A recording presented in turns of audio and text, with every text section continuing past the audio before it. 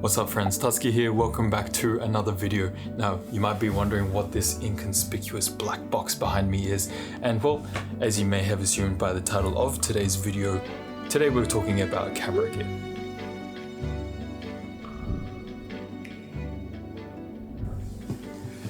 What?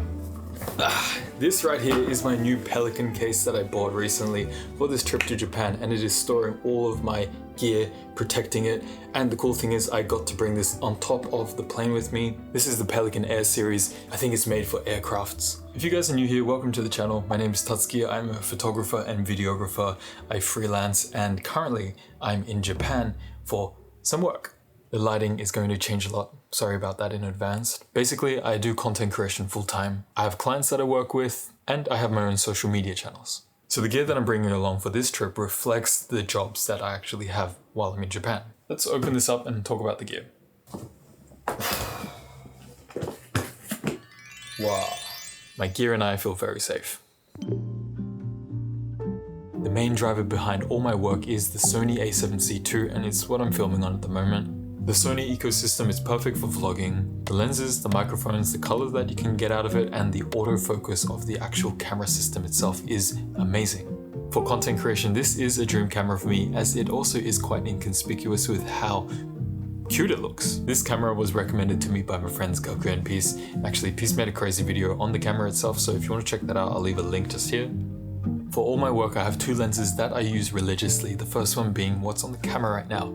This is the Sony 14mm f1.8. Super wide angle lens, it's compact, small. f1.8 is beautiful to create separation between the subject and the background. To create all my vlogs, this has been my main lens, and to pair that with the a7C II, it's a small, compact, dream little combination.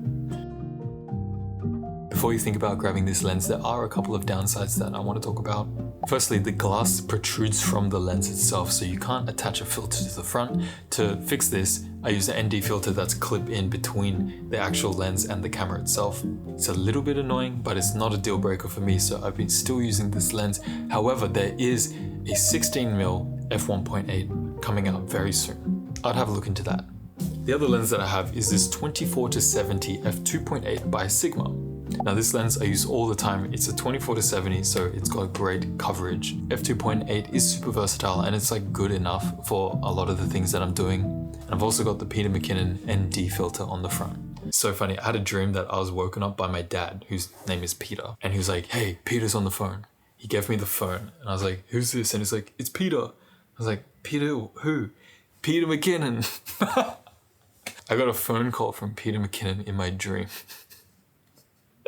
It's so weird. Anyway, these two lenses, they're what I use. They're both great and they do the job. Now, a recent addition to my vlogging setup is actually this. This is the DJI Osmo 3. Now, this is a very interesting camera. I use this as a B cam, and sometimes when I'm in the city and I don't really want to carry around this setup, I use this, and it's been great. It's got a 3-axis gimbal on it, so all the footage is really stable. It's quite intuitive, and I like this little flip screen that turns it on and off. I have a set of ND filters as well for it, so that I can easily make sure that my settings are cinematic, which matches my camera here, so when I put the two together in a vlog or something, it looks quite seamless. Everybody has one of these right now, and for good reason, it's quite a great camera.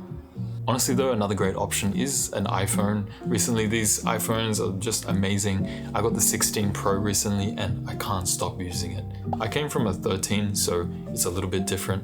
Fantastic quality, it's very easy to use. I even have this MagSafe case from Moft, which is essentially a tripod stand, which is actually extremely useful. I pop this up everywhere. Take little videos for stories and reels, especially just for Instagram. Very useful. Now sometimes you want a little bit more dodgy and raw, authentic feeling footage, and for that I have this Sony Cybershot. This card holder thin camera can fit in the back of your pocket and you'll forget that it's there. It is so small, it shoots very nostalgic feeling quality footage. With this, I'm not really trying to capture audio or dialogue, rather I'm trying to capture memories and a feeling. The footage from this camera is beautiful, it's very small, and it's a great tool to just carry around with me at all times. Now, I also have a couple of cases. One is an SD card case by Pelican. Oh yeah, this is Pelican too. Pelican, as the name may suggest, is known for having waterproof products or very water resistant products. So having this SD card holder from them ensures that I don't need to worry about my SD cards getting wet. But I mean, they're not gonna get wet anyway, but like for this wide angle lens, I mentioned that I can't put a filter on the front. I have this from Kolari. It's essentially an ND filter that goes behind. Super useful. There's a case for it, so I bring that around. This is a V-mount battery from Newer, and it is a very big battery charger. Typically at home, I use this to charge my lights. While I'm here though, I've been using this as a power bank. It's a little bit overkill, but I can charge my MacBook with it a little bit. Not too sure if I actually needed to bring this one, but I guess that's how it is. I have a light. This is from Amaran. This is the Ace 25. Now this is a very versatile light. It has a diffuser that you can attach on the front, which is extremely handy. You can control everything from your phone. It has RGB lights. If you need to add a little bit of light to the background of a scene or a hair light or edge light or something, this is an incredible small little tool. I have these little cleaning tools for my camera. Just a simple blower, and this is a lens pen. Very fascinating. Duster. And a microfiber cloth on the edge for those smudges. I have one section here dedicated for miscellaneous batteries, battery chargers, cables, and random stuff. I'm not gonna go into that. Microphones, this is an interesting one. I've talked about this many times. I use two microphones. The first one is the ECM1 by Sony. This is a shotgun style of microphone where essentially I can attach it to the top of my camera and it just works. This is an incredible product because Sony has removed the need of using a cable to connect from the microphone to the body, and they've just replaced it with the hot shoe. This wireless situation right now, I had the same feeling when I used AirPods for the first time. It is amazing. This product is a little bit expensive, but for the Sony users, if you want to invest in your audio, then I do recommend looking at this. Now, I also have a wireless kit from DJI. This is the first original version. It's still fantastic.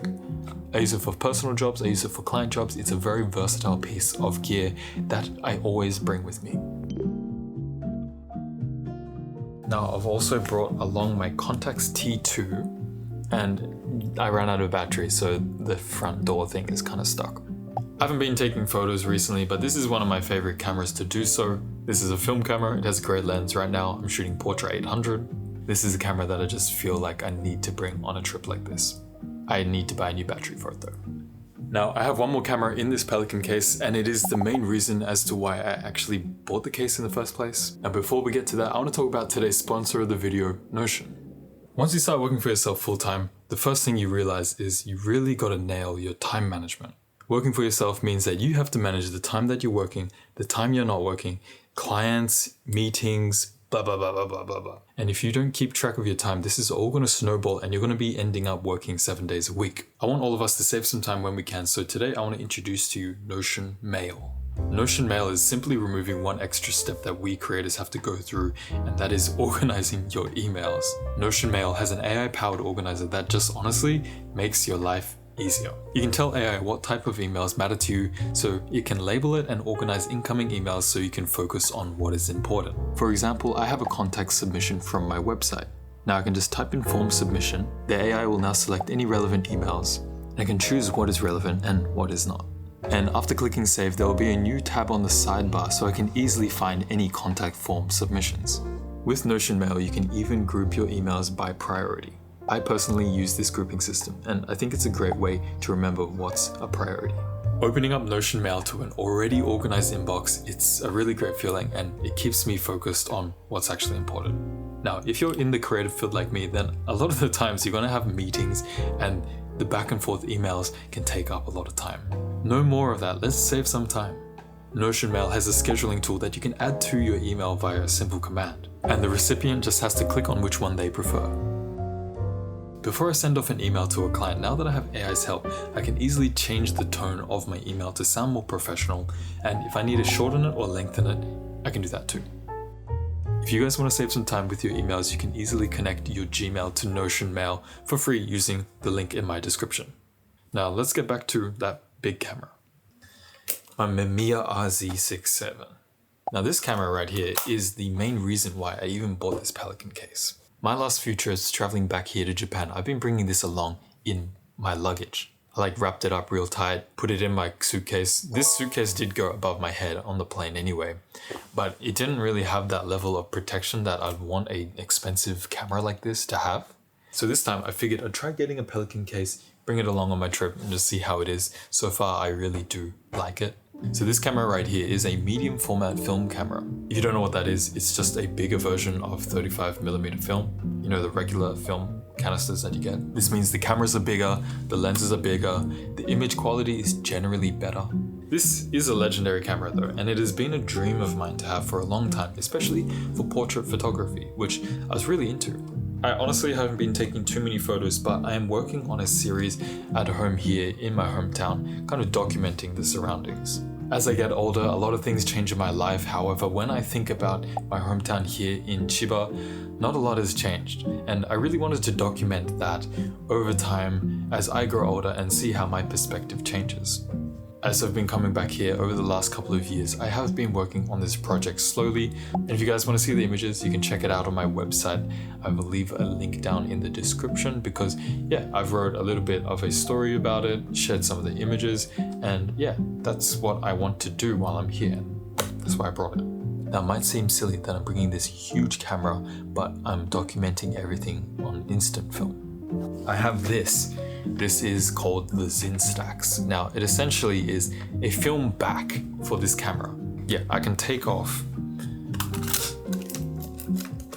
I can take off the back here and replace it with this film back from Zinstax. And now I can shoot instant film through this legendary glass. I shot a picture earlier just before of the window here, and in my honest opinion, the image quality from these pictures with this camera is just on another level. It is so sharp, and to see it on a tangible piece of paper like this, it's just very interesting. Now this interest is basically what brought me to bring this along to create this photo series. Such a cool sound. Now that's pretty much everything in my Pelican case, and I'll tell you what, I want to go take some photos because it is such a beautiful day today. And it will be a great opportunity to bring you guys along and share with you what it's like documenting my hometown, sharing the process of it, and some of the images that I make. So come with me, let's load this camera up with some film, and let's go take some photos.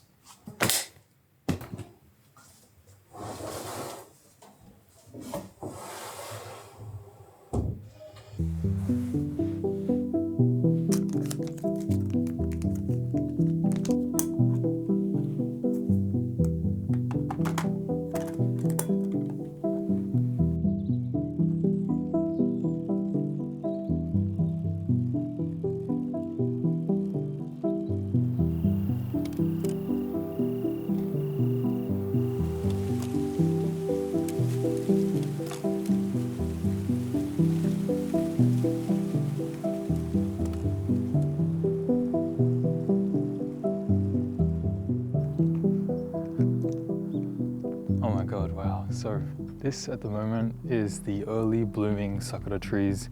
If you saw my previous video, then I talked about it a little bit, but these are a species of sakura that bloom earlier than the rest of the species. This walkway here, it's split into two sections. So on my right here, we've got the regular sakura flowers, and then on the left, we've got the early blooming ones. And yeah, it's really beautiful. They're full bloom.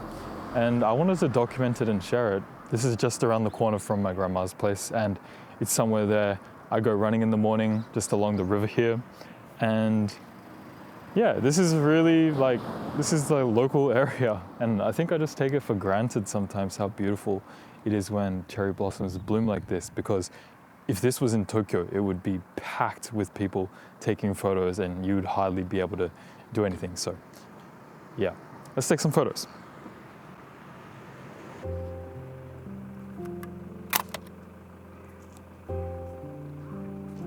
Shooting upwards, I think there's like an overall beautiful tone of pink. So hopefully if the exposure is right, this should come out quite nice, I think. Let's see. So as I was just looking back at my grandma's bicycle here, it kind of had a really nice frame. I think this bicycle with the tree behind it, the sun kind of coming from behind as well highlights like the leaves and stuff. So I want to see if I can frame this scene.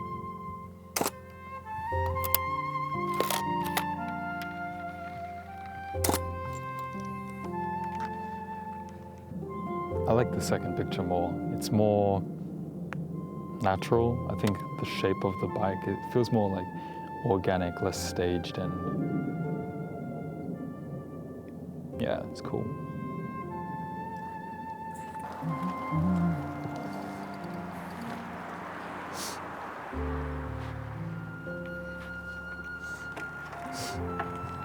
This bridge right here that we've just come to, we came from that side of the bridge, and this bridge essentially splits the road that connects a long park that travels through the whole Kimitsu area. And yeah, I've been coming to this park when I was a kid, playing in the water and stuff, and we'll head over there in a second. But the cool thing about this bridge is on a clear day, you can actually see Mount Fuji in the distance. It's quite far, but you can just see it. It's a little bit cloudy today, so unfortunately, that's not gonna be an option for us, but I think capturing the road just in itself is pretty cool. And yeah, let's take some pics. That was a nice truck, so I thought, take the chance, shoot my shot, see how this one turns out.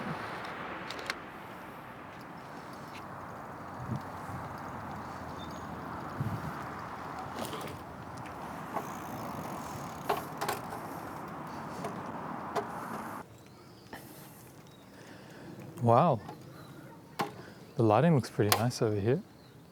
This is the park I was talking about just before. There's a river that runs through the whole thing. It goes underneath this bridge and connects to the other side where we just came from. As the sun is setting, I am finding myself to be a little bit quicker with composition and making sure that I'm getting these shots right. So it took a little while to get this composition. I'm not gonna lie, I thought it was gonna be really easy because there's just a lot of light and stuff, but I found it very distracting because there's a lot of trees around and I couldn't really find a clean composition. But I found this little section where there's a riverbed, there's a tree, and then there is just a little bit of light coming through the side. So I'm gonna shoot it. Hopefully this turns out good. And yeah, I think we're gonna just play around with it a little bit more once I get this one down.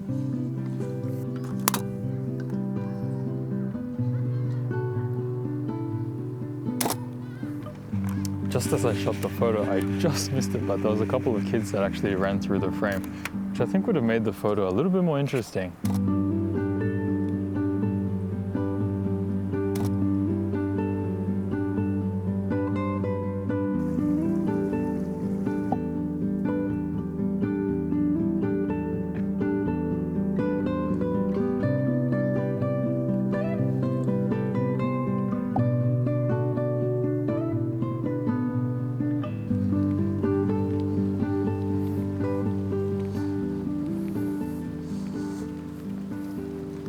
As we're about to run out of light with the sun going behind one of the buildings here, I found a pretty good frame here, and it includes the bridge that we just crossed over.